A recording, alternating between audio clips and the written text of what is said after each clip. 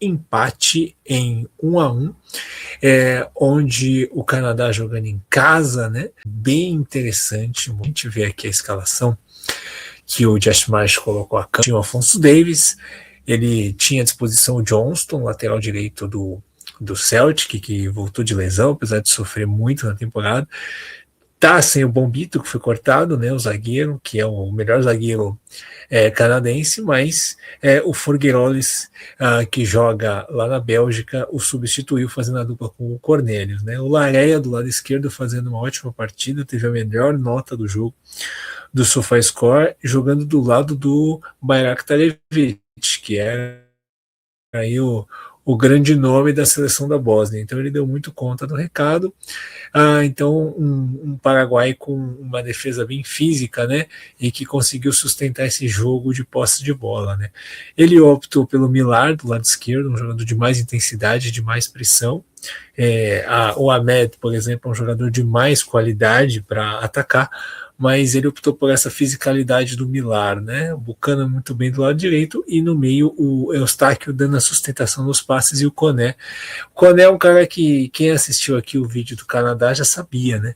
Que é um box-to-box, jogador incansável, né? Jogador que dá muito volume no meio campo e na frente a dupla de ataque, o David gerando muito jogo e o Olassi, que perdeu chance de marcar, né? Mas conseguiu aproveitar espaços, né? Faltou finalizar um pouco melhor. Então, com esse time, o Canadá conseguiu ter pressão, impedir a Bósnia de ocupar o campo de ataque e dominar o jogo, né? Ter a posse de bola, apesar de ter saído atrás, conseguiu o domínio. Do lado da Bósnia, a gente viu um time que se portou bem na marcação, na maioria das vezes, perdeu alguns duelos ali físicos que geraram finalização, e eu acho que isso é uma coisa preocupante, né? A Bósnia perdeu na sustentação física alguns duelos ali com os atacantes do Canadá, e assim saiu o gol, e assim saiu lances de perigo.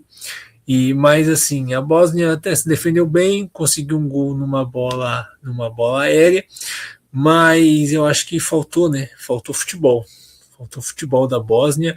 Eu esperava uma Bósnia que alternasse essa posse de bola com o Canadá, que atacasse, que conseguisse colocar o Bayraktarevic em situações de 1 contra 1 para cortar para o pé esquerdo e chutar ali do lado direito, mas não foi o que aconteceu. Então acho que assim, o Canadá fez um belíssimo jogo e a gente não pode esquecer que a seleção canadense ela fez bons jogos contra Bélgica, Marrocos e Croácia no grupo dela em 2022 e agora mais uma vez fez um bom jogo. Então é uma seleção que consegue competir, às vezes acaba por conta de erros bobos não conseguindo sair com as vitórias, mas conseguiu fazer o primeiro ponto do Canadá em Copas do Mundo.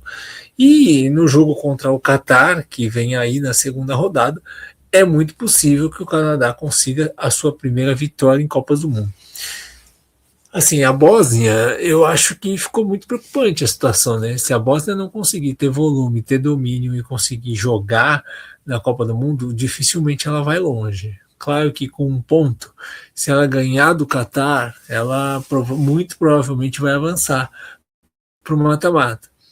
Com 4 pontos em quase todas as simulações, todo mundo avança. Porém, a questão é a seguinte: o quanto que a Bósnia vai competir num duelo de enfrentamento mais duro a partir do próximo mata-mata. Essa é a questão, a partir do mata-mata.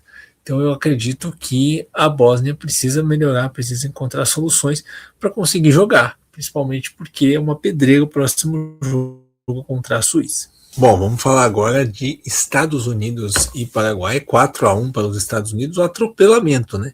Um atropelamento físico, um atropelamento técnico, tático, impressionante, o domínio, decepcionante o Paraguai, e os Estados Unidos fizeram um grande jogo. A gente vê essa formação aqui, né? Na verdade é um 3-5-2, né? Se você vê na prática com bola, os Estados Unidos jogaram no 3-5-2, o Alex Freeman é um terceiro zagueiro pela direita, o Ring jogou aberto pelo lado esquerdo, e aí o Sergio Dest é ala pela direita, o Robinson ala pela esquerda, o Pulisic ali com o Balogun ali por dentro, né? E aí o trio do meio campo sempre sobrava um jogador, né? A gente tem o Paraguai nessas duas linhas de quatro, o Gomes e o Almiron mais abertos, o Bobadilla e o Cubas no meio, e sempre sobrava alguém entre Tillman, McKinney e Adams. Eles deitaram nesse meio campo.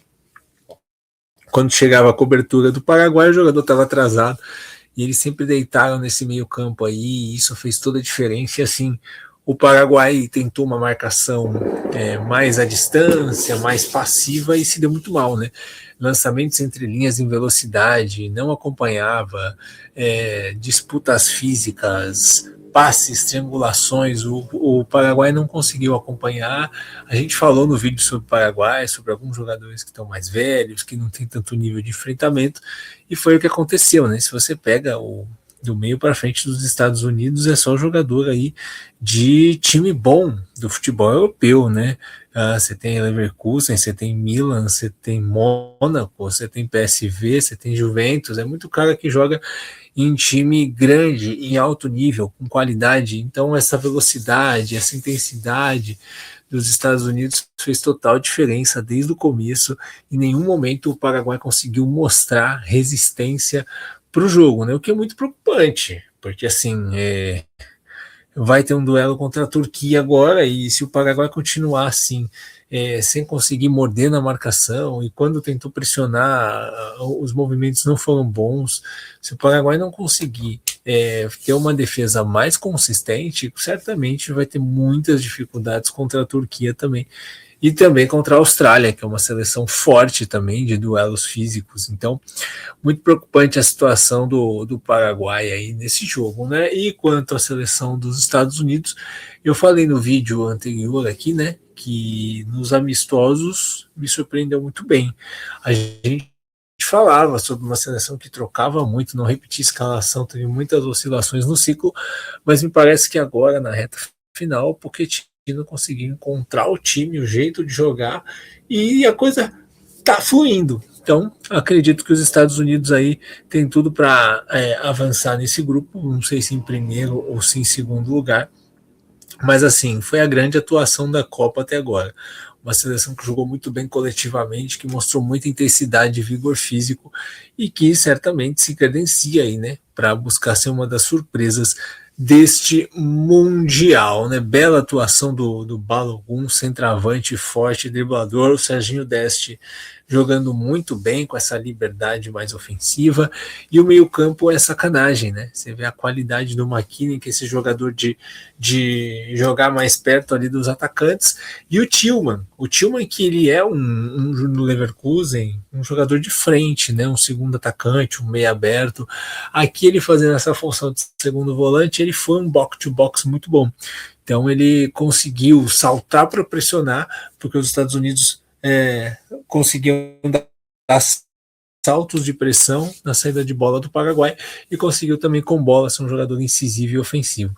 Então parabéns ao Pochettino, aos Estados Unidos, pela belíssima estreia nessa Copa do Mundo. Vamos ver como é que vai ser aí o restante. Certo, gente? Então amanhã tem mais análise. Encontro vocês aí para a gente poder falar mais sobre os jogos da Copa. E amanhã, a partir de amanhã, com 4 jogos por dia, fica mais fácil. Diga a opinião de vocês nos comentários sobre os jogos de hoje. Grande abraço.